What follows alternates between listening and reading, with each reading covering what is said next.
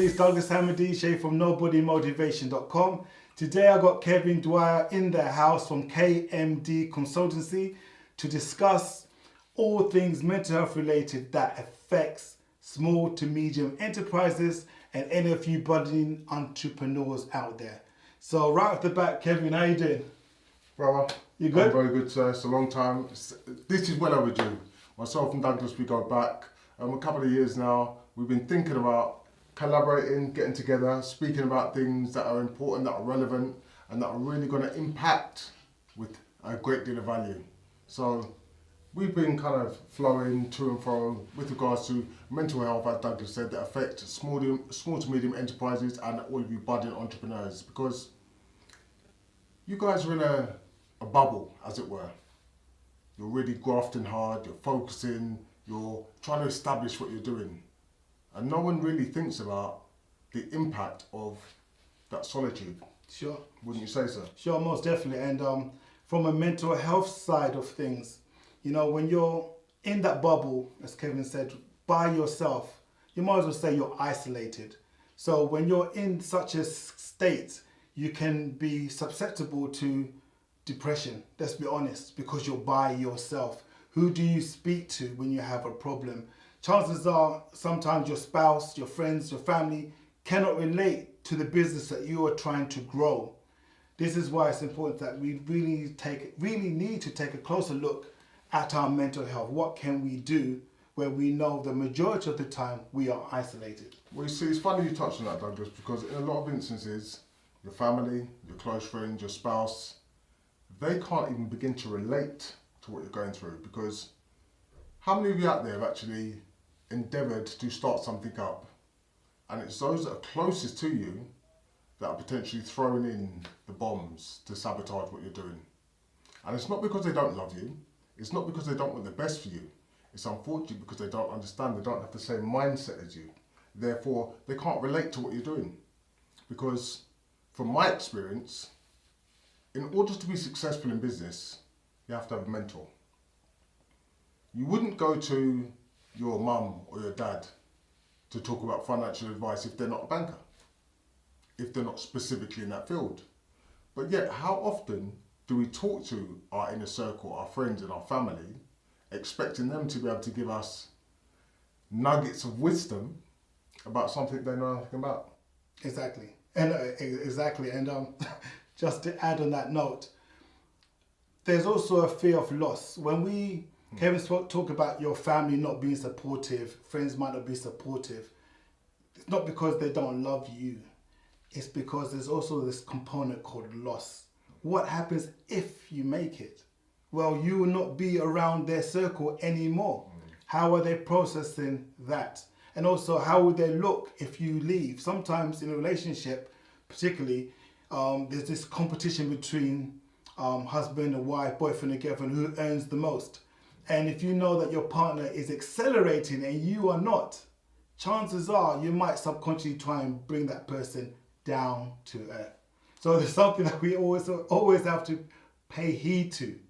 And you know, in a lot of instances, the reason why that competitive edge is there, it's based on insecurity.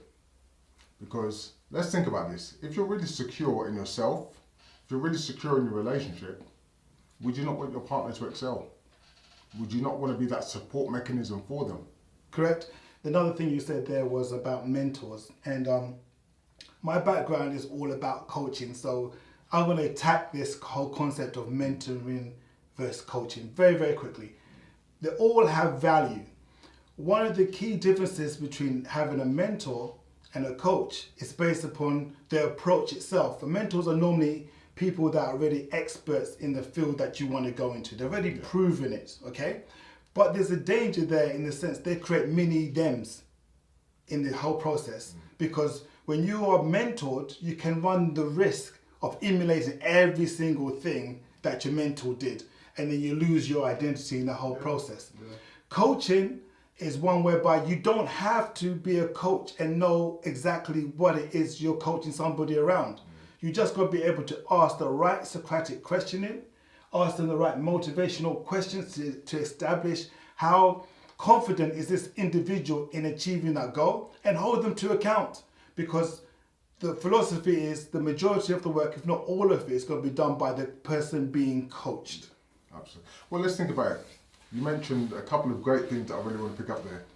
When you've got a coach isn't going to provide you with the answers. A coach is going to ask you thought-provoking questions for you to establish your own answers. I can't do the work for you. That old cliche, you can take a horse to water, but what can't you force it to do? You can't force it to drink. So the horse ultimately, in that scenario, has to choose to drink itself. That's just the same way, Doug. If I ask you thought-provoking questions, you're going to come up with the answers, and then it's ultimately down to you to take the necessary action. A lot of people struggle when it comes to the actual ownership and responsibility to achieve their goal via the coaching approach. They tend to believe that everything's going to be done for them. Get a great mentor, the mentor will open all the doors for them and it's going to be plain sailing. That's not the case. Coaching is even more severe. You have to do literally all the work yourself. This is your journey. Your coach or your mentor is there to support you because either they've lived that lifestyle already and they've overcome some challenges that they can steer you around, or they know the right Socratic questioning to elicit the right response. Exactly that. I really want to touch on that. You see, when you've got a high qualified mentor, what a mentor is going to do, a mentor has the ability to be able to direct you on the right path. Why is that? Because they've already been to where you're looking to go. They have an understanding. A great mentor, what they're going to do is cut light years off of your learning curve because they're going to be able to help direct, help navigate you. And when you come across obstacles, which I guarantee you are going to come across, they can help you go over, under, through or round any obstacle. Simply because they've already been there. They've got that level of experience. They've got the understanding as to what this part of the process is all about. But as Douglas said, they're not going to and they can't do the work for you because if anyone does the work for you, you don't get the level of learning, the level of growth. This whole process, as Doug said, being your own journey, you have to decipher exactly how you're going to learn and take on board the necessary exercises, the necessary lessons, the necessary experience that goes with that whole process. Yeah, and also another good thing mentors bring to the table is the fact they can be your announcer. In life, I've found from my experience, I've had several announcers in my lifetime. And what I mean by announcer is somebody that could be my cheerleader when I'm not there. Somebody that can literally pave the way in a meeting. So I just need to arrive. People already know who I am. The most famous mentor stroke announcer there was John the Baptist. But we're not going that route. He announced the coming of Jesus long before he even arrived. And this is what it comes down to when we talk about titans in business. Who can open doors for you? Announce that you're coming before you even arrived. So when you do come, the transition is much more smoother. But you still need to do all the work. You need to take action. You need to develop and do the work. But the beautiful thing about when someone announces you, when someone opens that door for you, they give you instant credibility. Everyone who's aware and has got an understanding of who your mentor is, they hold them at a certain level of esteem. So when that person who is already credible starts to announce you and sing your praises, and as you said, is your cheerleader. Absolutely. Everyone has already got an expectation that you have to be at a certain level, otherwise that person wouldn't be singing your praises as such. Correct, because they put themselves on the line to be your mentor. Literally. So you have to do the graft yourself, and that will allow you to then eventually rise up and have parity with your mentor and have a real conversation based upon mutual admiration, because you have achieved that which he or she has instilled in you, and maybe even surpassed them. Because every person that has achieved greatness has a coach or a mentor or both running simultaneously. And I would say in a lot of instances they've had serial coaches or mentors, because it's not uncommon to outgrow your coach or your mentor, especially if you're looking to develop consistently. I personally have decided and made a choice that I'm going to be a lifelong learner, simply because mental health is something that comes around when your mind becomes idle, or can come around when your mind becomes idle.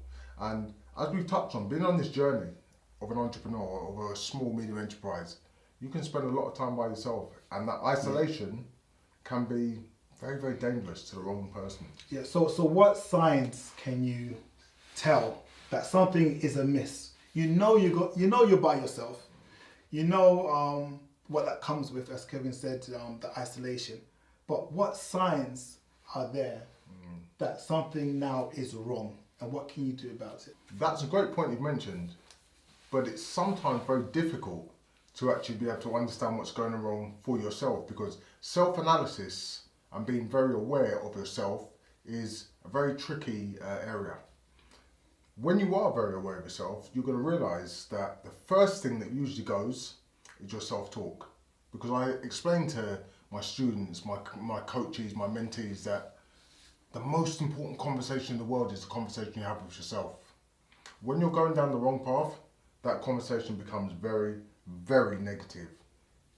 Your confidence, your self-belief, your ability to understand that you can do this, all of that runs away. It evacuates your body. Yeah. It leaves a vacuum.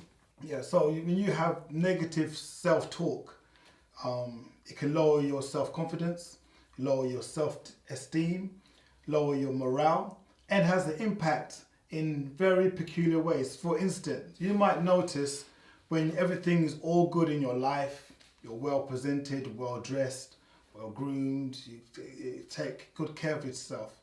When you start noticing you're not taking care of yourself, you're not shaving, not putting out a cologne, not worried about your attire, that is a sign that something is amiss. When you are not engaging in good eye contact with people, again, these are signs that things are amiss. Sudden weight gain, sudden weight loss, these are signs that something is amiss. Change in temper and temperament, these are signs that things are amiss.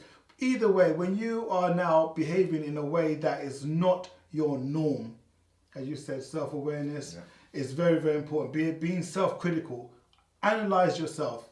Am I still responding to things the way I should do? And also speak with your friends or family. Are they commenting about you and saying things that you're not behaving well? These are signs that something is wrong. Absolutely. Well, you mentioned something, because we're giving people a lot of signs, a lot of indicators as to how you can be aware when things aren't going well. Well, what are the solutions? Well, firstly, for me personally, an incredible way to ensure I stay in the right frame of mind is ensuring I have a great morning routine. Before I start my day, the first hour of the day, I have to win. And what I mean by that is, if I take control of at least the first hour of the day, that includes meditation. Meditation for me calms me, it quietens my mind. Now, don't think you can ever stop your thoughts, that's impossible. But quieting my mind allows for me, what I like to suggest, me to hear my inner genius. So I meditate. I have affirmations. Affirmations are a very tricky one though, because sometimes when you're affirming that you are this, you are that, if you're not far enough down the line, that little voice in your head is going to start saying, no, you're not, Kevin. You're not as great as you claim to be. You're not successful yet. You're not incredible. And that in itself can start to feed doubt. So some people don't always work with affirmations, but they find that declarations work very well, because a declaration is something you are going to do. So as I said, meditation, affirmations, declarations, exercise is also an incredible thing, just to lift your heart rate, because your body starts to release endorphins, serotonin. All of these self-produced chemicals make you feel good. And the one final thing I have to end on in terms of my morning routine, and I spend maybe 15 or 20 minutes on this section alone, is gratitude. 3 things that I'm incredibly grateful for, but the caveat to that, my friend, they can't cost any money. I could be incredibly grateful for my eyes, because it allows me to see the beauty in the world. It allows me to see my beautiful family. I'm incredibly grateful for my mind, because it develops thoughts, it develops ideas, it allows me to go forth on my journey. I could be incredibly grateful for my ears, because it allows me to hear when my mentors, my coaches are giving me great information. Do you see what I mean, Douglas? I hear you, and as a mental health professional, I would say when everything is all good in your life, that is the optimal way of behaving and responding. But let's amplify it one more notch. What happens if you're now about to ride a crash? You feel the pending doom. You don't know what it is, but you feel that something is amiss. What then do you do? In that particular moment in time, I personally, I'm going to dive straight in and focus on gratitude.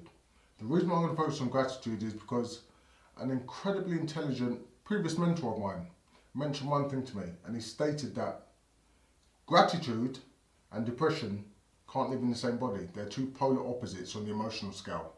So if you dive deep enough to gratitude, and when I say dive deep enough, I don't literally mean just write down and think about these things that you're grateful for. I mean, write down, think about, and allow yourself to be embodied by the feeling of the gratitude for the things that you've just written down. Allow it to completely engulf you. And when I mean immerse yourself in that feeling to the point that when you've finished focusing on that level of gratitude, you can do nothing but smile. Great stuff. And I'm going to test Kevin here now. Let's turn it up another notch. You've done all that, things are still not working. Okay. At that point, you need to analyze your self-talk, which is sometimes difficult to do when you're not in the greatest place. But then you need to go to someone that you trust implicitly and have a conversation. You're certainly saying all the right things. When it comes to mental health, and particularly people running their own businesses, it's a very, very lonely journey.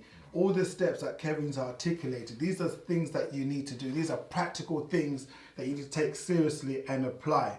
And when all else fails, I always go small to go big. I go right back down. Kevin spoke about routine, right? I always put my left foot in my shoe when I get dressed. It's the left foot first, then the right foot. That's it. I do it subconsciously. And I know when something's wrong if I try to do it in the other order, all right? So there's certain things that we do naturally that are unique to ourselves, okay? So when things really, really break down, okay, and you've spoken to people and you're still struggling, go small. Do something that you know you have every chance of achieving. And take pride and gratitude that you've achieved it. That could be something as simple as brushing your teeth and going back to bed. And you know what? That's it. Once again, it seems as though we just TikTok each other to flourish more ideas. Doug just talks about going small to go big. Celebrate your small victories.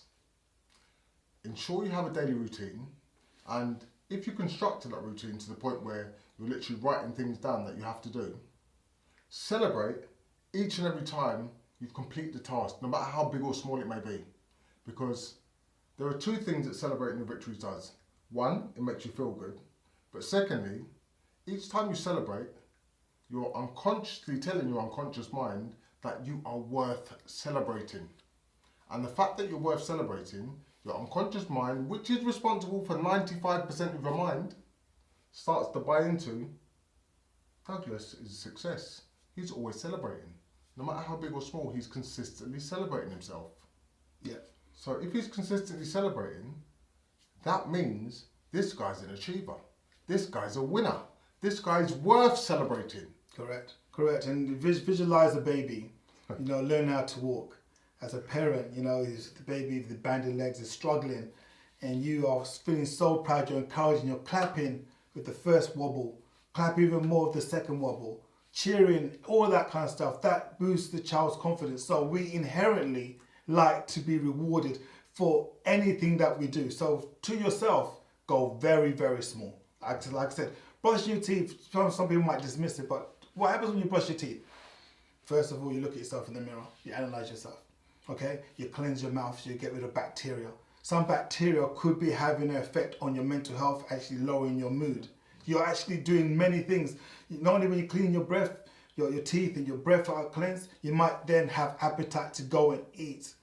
Like I said to you, when things are going down in your life, you might find you're not eating, or overeating. We can binge or we can starve. Okay? Brushing your teeth is one of those actions whereby you analyze so many different other factors that allows you then to go and build and do other things. That baby that could now walk is now running, is now pulling things off the shelf. So this is how I want you to frame things in your mind. And also let's go about self-development, because you've got your coach, you've got your mentor. Doesn't matter who you pick, right? But when it comes to self-development, how many books are you reading? Okay? It's very important to consume knowledge, be thirsty for knowledge, because there are other people out there that have gone through what you're going through, and you don't have to relive those pains. Okay? So in terms of what books have you been reading? What inspires you? Do you know what? I don't even know where to start with that, because there are so many. I went to touch on something that you mentioned that was very important in terms of reading books. Guys, did you know that the average millionaire reads or listens to, in this day and age when you've got audiobooks, 1 book a week? Bill Gates last year read 50 books, which is on average 1 book a week. Now you're thinking, okay, why is someone like Bill Gates still consuming so much information? Because the gaining of knowledge and the consistent growth allows you to develop and birth new ideas. But Douglas said something. He said, I want you to consume knowledge. Yes, correct. But I also then want you to produce a result. I don't want you to just be a consumer, because consumers, all they do is they take on board information. This is where a lot of people get confused with that old cliche that knowledge is power. Knowledge is not power. Knowledge is only potential power. If you do nothing with it, how powerful is it? Nothing. It's zero. It's zero. Exactly. Knowledge is power. And I said it in one of my other videos that knowledge, as what I was taught and how I break it down, is knowledge. Yeah? Your knowledge is simply what you have consumed or what you know. But there's a limitation to it, and that's called the ledge. And as you are brought closer to your ledge of understanding, you then are presented with fear, anxiety. Children do it to parents all the time, asking them questions such as, why is the sky blue? The first answer, the parent thinks that he has given the right answer. The child is still inquisitive. Say, Dad, but no, why is the sky blue? And each answer the parent will give, it reveals in the parent his lack of understanding to why the sky is blue. And the child can see that. The parent becomes angry and shuts down the whole conversation. So knowledge has limitations. So as long as you're continuously consuming knowledge and applying it, which is a key factor, applying it, learning the lessons of that, and making it your own. Bill Gates will read these 50 books, but he doesn't have to tell you all the 50 books, but he does. Actually, you go to his website, he does. He actively encourages you to read and consume knowledge, right? But he takes that and applies it in his own speciality, his own field of expertise. This is now the difference between blueprinting and copying. Yeah. You answer a question, Douglas, in terms of what are some of the books I've read that have really inspired and motivated me. I'm touching on the book now, The Formula. One of the old classics, Think and Grow Rich. Another one I've read this year that was incredibly inspiring based on The Gentleman's Journey, Can't Hurt Me, by a gentleman called David Goggins. One of the most incredible and inspiring books I've read. Autobiographies. The reason why I love autobiographies is because they give you a chance to get into the mind of some of these great entrepreneurs. Losing Your Virginity, Richard Branson. Yeah, classic. Absolute Classic. I read it before I even knew what a business was, and I still refer to it to this very day. Yeah. So yeah, these books, you can always tell. There's a program, depending on where you're coming from or where you're watching this video, we call it Looking Through the Keyhole. And the whole concept behind this program is you get somebody to go into a famous person's house, and by looking at the way they've decorated the artifacts in the house, you have to guess which celebrity lives in this house. Now, the generation that I'm coming from is one of YouTube and MTV Cribs and all that kind of stuff, right? But I want to put something to you. If somebody was to go into your house, would they get the impression that you're a person consuming knowledge? that you're interested in books?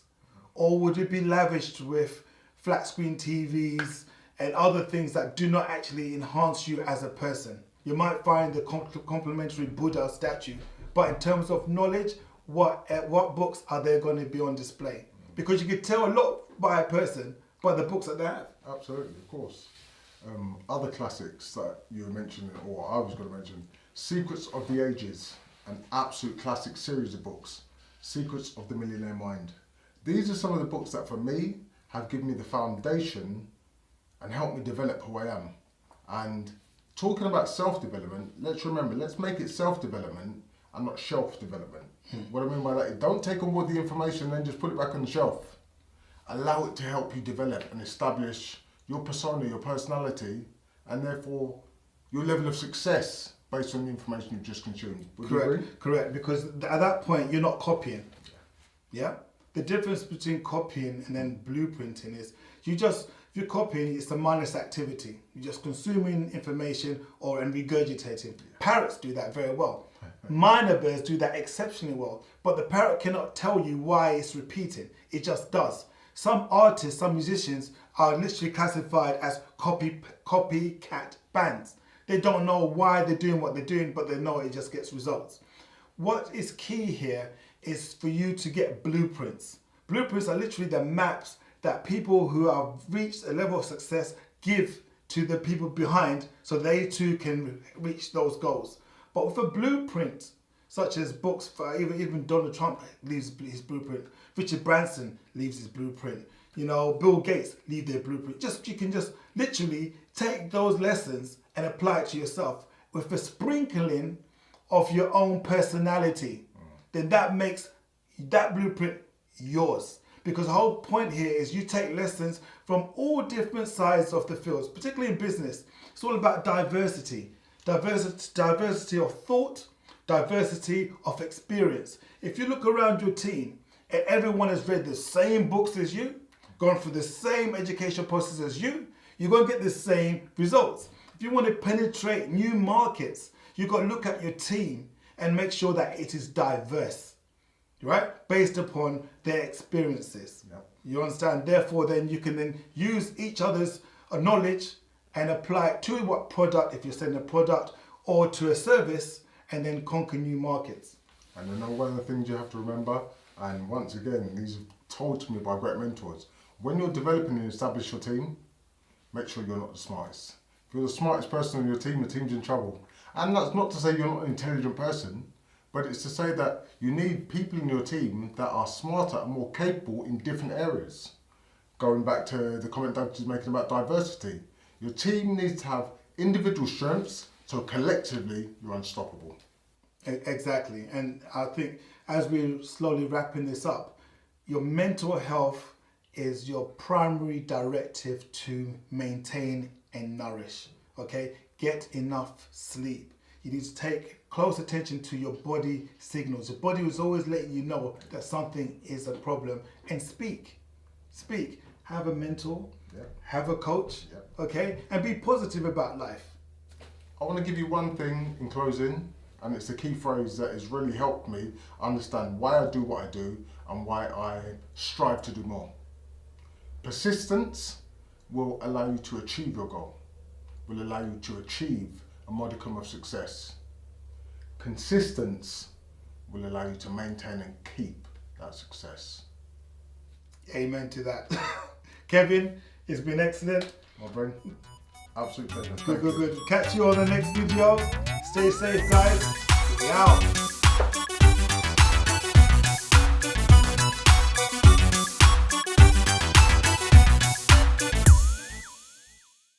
Download your free 140 Rule ebook from the 140rule.com website. The links are below.